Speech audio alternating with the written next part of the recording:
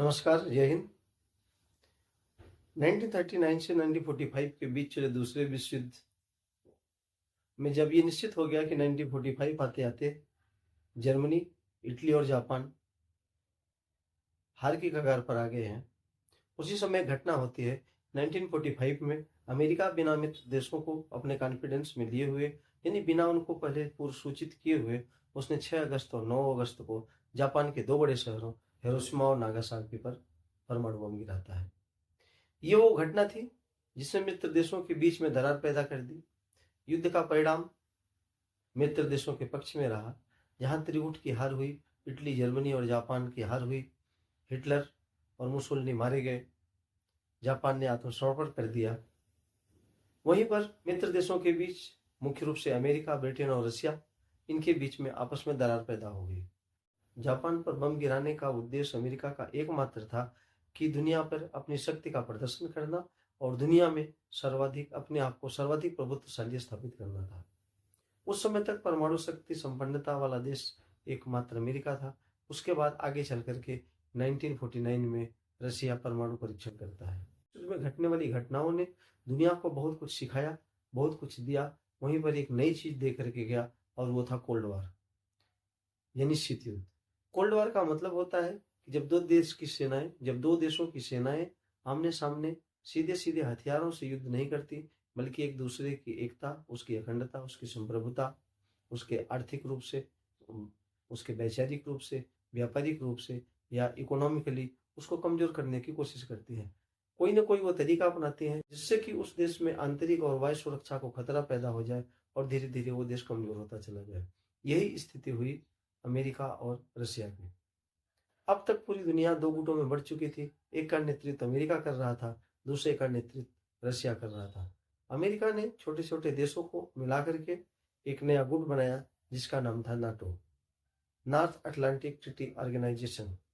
इसमें कुल 32 देश शामिल हैं और उसने अपना एक चार्टर जारी किया और उस चार्टर का जो कॉलम 5 है, यानी चार्टर का 5वां कॉलम है, उसमें स्पष्ट लिख दिया गया कि 32 देशों में से अगर किसी भी देश के ऊपर आक्रमण किया जाता है तो आक्रमण 32 देशों के ऊपर माना जाएगा और उसका जवाब देने की जिम्मेदारी सबकी होगी, यानी कलेक्टिव सिक्योरिटी, सामूहिक सुरक्षा का मामला। दूसरा वार्सा पैक्ट था। वार्सा पैक्ट रशिया जिसका नेतृत्व कर रहा था, उसमें रशिया के अलावा, रशिया उस समय यूएसएसआर कहा जाता था, संयुक्त सोवियत रूस कहा जाता था, और इसके अलावा उसमें 7 और अन्य देश शामिल थे। उन सबको मिलाकर के उसने वार्सा पैक्ट बनाया। और वार्सा पैक्ट का भी उद्देश्य, या एक तरीके से कह सकते हैं कि जिस उद्देश्य के लिए वो बनाया गया था, वो भी लगभग नाटो के जैसा ही था। अपनी शक्ति का प्रदर्शन करना, अपने आप को सुरक्षित करना। यहाँ नाटो में 32 देश शामिल थे। उसमें से अमेरिका और कनाडा 2 ऐसे देश थे जो उत्तरी अमेरिका महाद्वीप से आते थे।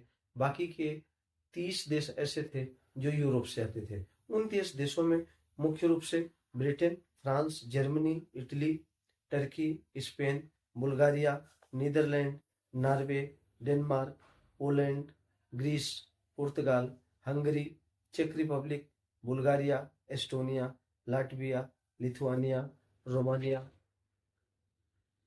Slovenia, Albania, Croatia, Montenegro, North Macedonia, Iceland, Luxembourg, Finland और स्वीडन थे।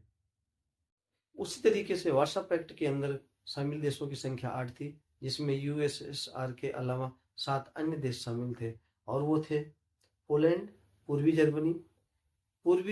उस समय जर्मनी 2 भागों में बढ़ चुका था। द्वितीय विश्व युद्ध के बाद जर्मनी को 2 भागों में बांट दिया गया था, पूर्वी जर्मनी और पश्चिमी जर्मनी। पूर्वी जर्मनी रशिया के साथ था, पश्चिमी जर्मनी अमेरिका के साथ था। तो पोलैंड, पूर्वी Germany, Czechoslovakia, Hungary, Romania, Bulgaria और अल्बानिया। 1991 आते आते सोवियत रूस का विघटन हो गया और सोवियत रूस 15 अलग अलग गणराज्यों में बट गया। सोवियत रूस के विघटन के साथ ही वार्सा पैक्ट भी समाप्त हो गया और वार्सा पैक्ट में शामिल 7 देश, ये सब नाटो में शामिल हो गए। 1991 में जब रूस बटा तो वो 15 अलग अलग राज्यों में बटा, जिसमें रूस के अलावा Ukraine, Belarus, Uzbekistan, Kazakhstan, Georgia, Azerbaijan, Lithuania, Maldives, Latvia, Kyrgyzstan, Tajikistan, Armenia, Turkmenistan और एस्टोनिया प्रमुख थे। आज की डेट में 3 ऐसे हैं जो कि नाटो में शामिल हो चुके हैं, लिथुआनिया, लाटविया और एस्टोनिया। इनसे रूस को खतरा इसलिए नहीं है कि इनकी जो सीमा लगती है वो समुद्र से लगती है, एक तरफ रूस से लगती है, दूसरी तरफ समुद्र से लगती है। ये जो नया घटनाक्रम शुरू हुआ है जिसमें यूक्रेन अपने आप को नाटो देशों के अंतर्गत शामिल करना चाहता है। नाटो की स्थिति एक बफर स्टेट की है जो कि रूस और यूरोप इन दोनों के बीच में आता है। यदि नाटो में शामिल हो जाता है तो नाटो की जो सीमा है वो पूरी तरीके से रसिया को टच करना शुरू कर देगी। नाटो की सीमा अगर रसिया को टच करती है, इससे रसिया की एकता और अखंडता को खतरा पैदा होगा। अभी हालिया जो घटनाक्रम हुआ है ग्रीनलैंड का, जिस पर डेनमार्क का अधिकार है और अमेरिका उसे अपने कब्जे में करना चाहता है। अमेरिका का ये मानना है कि जहां भी संसाधन है, जिन देशों में खनिज संपदा है, उन सब पर पहला अधिकार अमेरिका का है। अमेरिका फर्स्ट की नीति के चलते ही वो यूरोपीय यूनियन से या नाटो देशों से अपने संबंध लगातार खराब करता चला जा रहा है। यहाँ तक कि वो कनाडा को अपना 51वां राज्य कहता है, यानी कि 51th स्टेट। प्रश्न यह है कि क्या रूस और यूक्रेन के युद्ध में रसिया यूक्रेन से युद्ध कर रहा है या फिर नाटो से कर रहा है? प्रत्यक्ष रूप से तो उसका युद्ध यूक्रेन से हो रहा है क्योंकि लड़ने वाले सैनिक वो यूक्रेन के हैं, लेकिन जो उसको सारी सुविधाएं मिल रही है, चाहे वो आर्म से हो, चाहे स्ट्रेटेजिक हो, चाहे जीपीएस सिस्टम हो, चाहे नेविगेशन हो, कुछ भी हो, वो सब नाटो के द्वारा उपलब्ध कराए जा रहे हैं। जैसे जैसे युद्ध लंबा खिंचता जा रहा है वैसे वैसे नाटो कंट्री पे भार बढ़ता चला जा रहा है, क्योंकि युद्ध में खर्च होने वाला पैसा, युद्ध में खर्च होने वाले हथियार, नेविगेशन या जो भी सुविधाएं हैं वो सब यूक्रेन नहीं वहन कर सकता।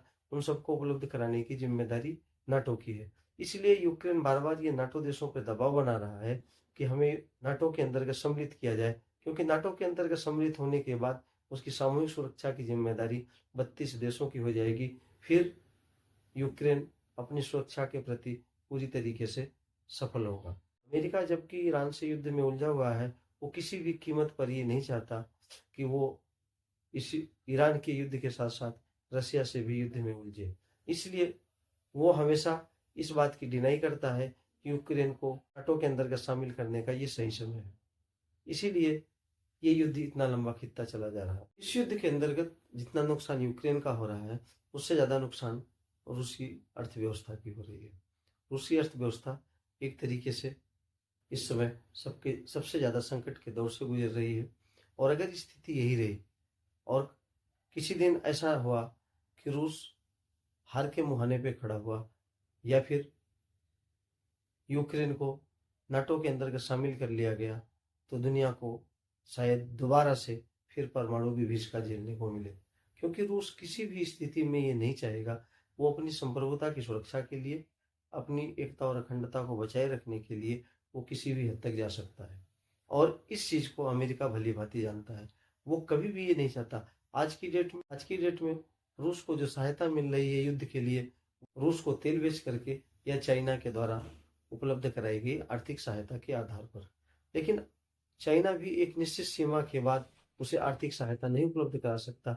और यदि स्थिति ऐसी आई कि रसिया को घुटने टेकने पड़े, तो इससे पहले कि रसिया युद्ध में हार माने या अपनी संप्रभुता को खोए, अपनी एकता और अखंडता को खोए, उससे पहले यूरोपीय देशों को एक बार परमाणु विभीषिका झेलने को मिलेगी, जिस तरीके से जापान को मिली थी।